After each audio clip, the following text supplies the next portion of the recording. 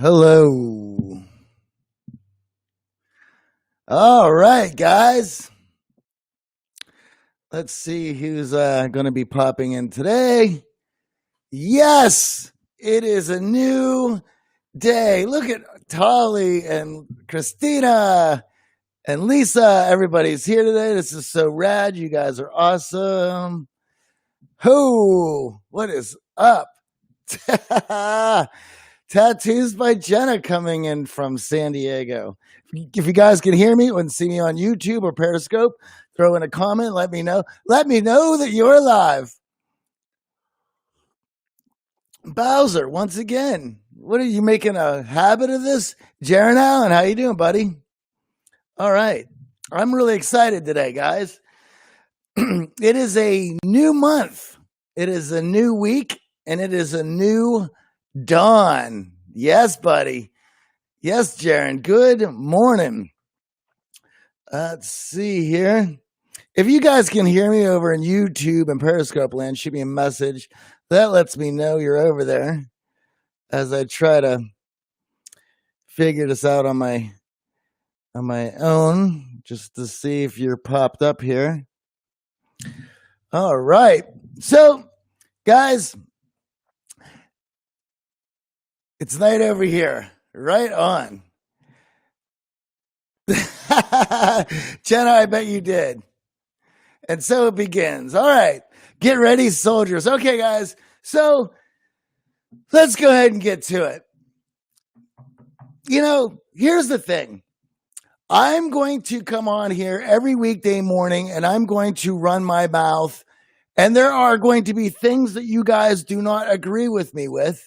And there's going to be things that you guys do agree with me with. And if you don't agree with me, that's okay. That's what discussion is about. We're not going to agree on everything. And that's fine. We have different temperaments that make us predisposed to different ideas. We have experiences that have colored our worldview that makes it individualized to us. And that's okay. What's great about that is to have the opportunity to grow and learn through our different experiences, through the idea of presenting our ideas of self-expression, and then being able to rise over our own inadequacies of the thought of being wrong, to realize when somebody's idea, somebody's information paints a picture that is better than your own. And then you upgrade your worldview according to that new idea, because that makes you better. If you have a fixed mind, if you're not interested in listening to what other people have to say, well, then you're never going to grow. You're going to be stuck, and you will never be able to get over certain hurdles in your life, because your mindset that you have set up for yourself doesn't allow you to. I mean, that's what all this is about learning and growing, upgrading yourself. It's about self-actualization. And when you allow the best ideas to get in, and then you are able to reconfigure your worldview to incorporate new information, it upgrades you. It allows you to be better. And we have to understand that. Guys, I'm wrong all the time on a lot of things, and that's okay. And we need to be able to say, yeah, I blew it on that one. Or, yeah, I was wrong on that one. Or, as more information and more data has presented itself to me, I've changed my view on that. That's what adults do. You know what children do? Children come to an idea and then they double down on it and say, that is wrong. For instance, think about the first time that you've been lied to and caught your parent. Well, let's think about the first time that you caught your parents lying to you. Do you remember when that was? It's usually Santa, right? And think about how dismayed you were when you heard that information. And not only was Santa one of the first lies that you had found out about there with your parents giving you a lying to you, but think about how that changed your worldview. I mean, it was such a devastating lie, but it was such a devastating lie that your whole world changed after that moment. Think about it. Think about what your life was like before that happened. Your life had magic. It had flying reindeers. It had elves that make toys that lived in the North Pole. There was Christmas spirit, and every year you waited in line to tell a stranger your darkest desires as you sat on his lap. There's a lot of weird stuff going on with that. But then your parents told you the truth, that it was all a lie, that there was no Santa, and to grow up. And you had to accept that. How long did you go on after that trying to hold on to this idea, but yet everything in reality presented itself to be aligned with what your parents had told you? And then you have to accept that fact. And your life was changed. But though you were upset in the moment, it changed for the better. Why? You were able to update your child worldview at that moment and then move on. So we want, if you're listening to this show, then you have a growth mindset, or at least you're interested in the idea of a growth mindset, and you're learning how that works. And learning how it works means to be okay with upgrading. It means to be okay with being wrong and changing that. It means to change your worldview as new data presents itself. That's what entrepreneurs do when they test the market. Now, here's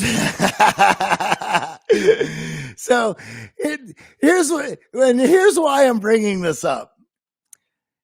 So we're all dealing with the coronavirus pandemic, and it is terrible and it is bad, and we're all coming to terms with more and more numbers coming out that it is not nearly as bad as what the initial reports were coming out and saying. And I'm not going to get into all the political bullshit. There's a new part to this that I want to get into.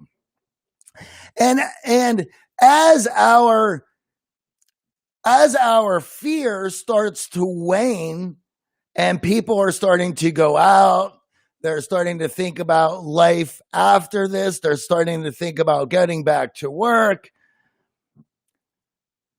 What do we hear about? What is it that the news starts pumping out? Did you see over the weekend what they're trying to feed us now? Murder hornets, guys. Murder hornets. I'm going to say that one more time. Murder hornets, giant murder hornets from China that are coming over here in swarms that will kill us upon stinging us. Blah, blah, blah, blah. Guys, I just, you know how much I hate the media. I talk about it every week. They are the worst. They are horrible people. The sensationalism, the try hard for clicks, and now they want us to buy into murder hornets. I'm just over it. And guys, my point with the whole line about when your parents were lying to you and changing your worldview, it is okay throughout this several months of you and me dealing with the pandemic and the media and the government fighting the media and everything else that goes along with it. As more and more numbers come out, for us to review and change our thought process of dealing with it accordingly. It's okay. You don't have to double down. You don't have to pout like a child being told that Santa Claus doesn't exist to maintain a worldview that is just not going to be helping you. All of us need to move forward. All of us need to figure out what we're going to be doing moving on. I'm not saying that it doesn't exist. I'm not saying that it's nothing that we should be worried about. I'm saying to be respectful and to be cautious and to be safe and be an adult and do what you need to do. Some states are opening up. So abide by the rules, stick on social distancing, and do what you need to do to be safe.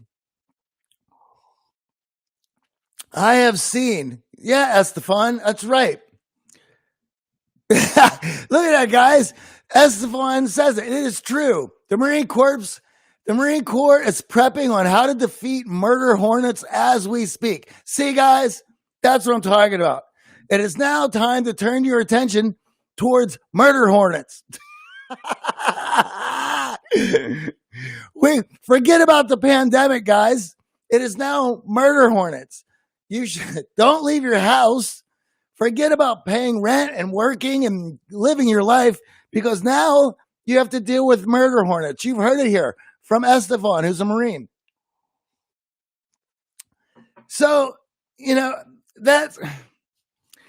I've been just dealing with it on Facebook all weekend of people doubling down on the idea on numbers, facts, science that had come out months ago. And more data is coming out. It's okay to change your mind. It's okay to update your worldview. I certainly have. Daryl Ekron, news is sensationalism. It is the worst. It is public enemy number one from where I sit. And let me tell you why it is public enemy number one from where I sit. I have a life worth fighting for that I have put together for myself on paper that I want to go out and to achieve. And I'm sure that you guys have dreams, goals, aspirations that you want to go out there and achieve. But if you continue to listen to the news, you will be utterly terrified in order to achieve and put yourself out there and to do all the things that you need to do in order to live a happy life. It is not in their best interest to pump you up of confidence and self-esteem and get you out there to achieve your goals. Well, then you're not going to listen. But if they can keep you in fear from one story into the next, then they have a steady audience. I mean, think about it. The minute people started to get a little bit over and incorporating new numbers about the pandemic, yes, it's still bad. Yes, you should wear masks in public. Yes, you should social distance. Jeez. But soon as people started going out and thinking about work and ending all the lockdowns, now we got murder hornets. It's just going to go from one to the next, guys. And I'm going to bring them up every time. Why? Because it needs to be set so that us as adults can feel good about going out and achieving the life worth fighting for that we have put together for ourselves. You guys know what you need to do to be happy. I know what I need to do in order for me to be happy. AJ's just joined us. He knows what he needs to do to be happy. Jennifer, thank you very much for joining us. I had watched your exploits on Twitter all weekend. So for all of us, I mean, now it's Murder Hornets. So guys, take it for what it is. It's where we're at. And if we can't laugh at this stuff, then we're going to have a hard time if we're not able to poke some fun at what is going on around us when everybody is pushing these narratives. Now it's Murder Hornets. So yes, Jennifer. And so I will bring them up and I will have a laugh, and we are going to have a laugh about all these every time it comes up, because we have goals, we have aspirations, and we're on a mission, guys, to set out to do this. Now, there was something else that I wanted to discuss today outside of Murder Hornets, and that is hidden excuses. Now, guys, I know for a lot of you, if you're listening to the show, you're probably good at recognizing excuses. But I want to paint a picture for you so that you can see that not all excuses are so prevalent. They're just not. They're just sometimes they're hidden. They're hidden in our worldview. They're hidden in a story that we tell ourselves that doesn't allow us to move forward. And that story sometimes is so ingrained and it is wrapped in what I call niceties. I'm going to say that again. It is the story, the narrative that we tell ourselves is wrapped in niceties. So we don't think it's a harmful story. And if it's not a harmful story, then why would it hold excuses? So you may be thinking, well, how does that work? How is there harmful? How is there stories that I'm telling myself that house excuses that are wrapped in niceties that I would never think that they would be hidden? Well, I'll tell you, because if you're listening to this, you probably do pretty good with excuses. You catch yourself. You know that if you say but, the next thing that's coming out is an excuse. You know that if somebody gives you some criticism, that if you start speaking immediately afterwards without hearing what they're saying, that you're probably putting up a rationalization. Exactly. But I want to talk about the hidden excuses, the ones that are not so bold, the ones that just don't stick out so readily. So here's one for you. So in our programs at the Art of Charm, I spend a lot of time with everybody, and we're chatting. And what I look for in our chats is I look for the language that everybody uses. I look for the language that they use. I listen for the narratives that they tell themselves, because the devil, my friends, is always in the details.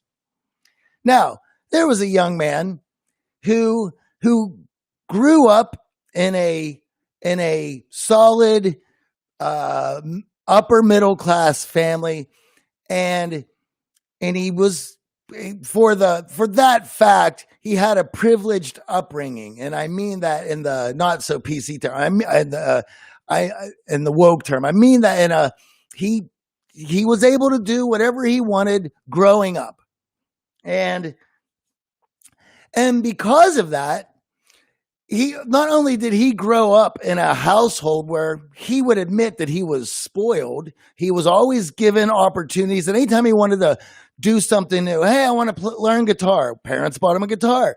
Hey, I want to take soccer lessons. Parents got him soccer lessons.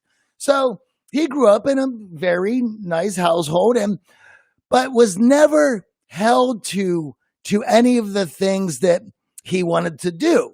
So if he wanted to play guitar, he got a guitar and, quit after that.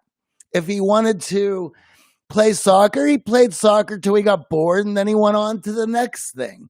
He was never held to any sort of seeing anything through. And his parents also coddled him. Now, he was taking some time off in between classes at college, and he had arranged with his parents for him to be able to go travel the world for 1 year. Now, think about that. How wonderful would it be to travel the world for 1 year on your parents' dime? I'm sure he earned some of that, but his parents were going to make sure that was a successful trip because they wanted him back in school. So they decided, hey, we'll fund this, but your ass is going back to school. Well, he decided that he was taking the Art of Charm program. He wanted to build up all his communication skills. And so that when he began traveling, he was going to meet people all over the world, develop relationships with them, and enjoy himself. That was his whole idea. Wonderful idea. I think that idea is amazing. Could you imagine that? Build up your skills and then go out on the world and practice them in every country that you ever wanted to travel to. What an amazing opportunity. And within 3 weeks of this year-long trip, he had contacted me telling me that he wanted to quit. Now, I'm sure you can all objectively, when you're hearing this story, can understand what was going on here. And so he had asked if he could speak with me. Now, I talk to everyone who comes through programs has my number. They have an opportunity to get a hold of me. I'm there for everybody. Now, he tells me that he's not having a very good time, that he hasn't been meeting the people he wanted to meet, and traveling every day has been difficult. And with that, after 3 weeks, he was exhausted, beat up emotionally, mentally, and physically, and wanted to quit. And he was also upset with himself because he couldn't figure out that having this opportunity in front of him, why was he not enjoying himself? What was wrong with him that he could not make the most of this opportunity? And he wasn't so coddled that he didn't realize what an opportunity he had in front of him. In fact, he was quite appreciative of that fact. So that made him even more upset that he was struggling with this opportunity presented to him, and yet why was he not happy? Now, here is where the devil is in the details, my friends. He says, I can't figure it out. I've had everything handed to me in life. Why am I struggling in life? Well, you don't have to have an abusive, horrible childhood to develop issues and challenges that you are going to come to later in life. It's quite the opposite. Sometimes when you're not held to anything, if you don't learn how to handle challenges or see things through, and that you're able to let go anytime that you're having difficulties, then you're never going to learn to build up that muscle. And so we talked about it, and I let him know that, yeah, of course, you don't see any issues with your childhood. You didn't have any other than that you never were held to to any of these challenges. You were always able to back out. Here's your first challenge. And we talked about it. He understood and he went on with his trip. And he called me about 2 months into that trip, thanking me so much for being able to allow him to see what the issue was, that he was having the time of his life, meeting all these people. And this is the thing. Struggling challenges make us who we are. And we need to be able to understand how that process works. And I tell this story because there's somebody who wrote The Art of Charm today. Let's see if he's on here. Something easy. Can't remember it. I'll have to look here. And he wrote and saying that The Art of Charm has helped him with his social anxiety, and he was able to do so many new things now from listening to the show. Was sharing it with other people, and I thank you very much. I think it was Staleasy. He's usually on this call every morning. I want to thank you, buddy, and I had no idea that we had helped you in such a way. And thank you for sharing that with us. I love that kind of stuff, and because sometimes it just takes learning what learning looks like. Learning is not reading books and memorizing things. Learning is about working through challenges and finding out what doesn't work and what does work, and then learning from that process. That is learning. Learning is not memorizing dates. It is, there's so much more to learning, and we're all hearing that. And that's why I love this show.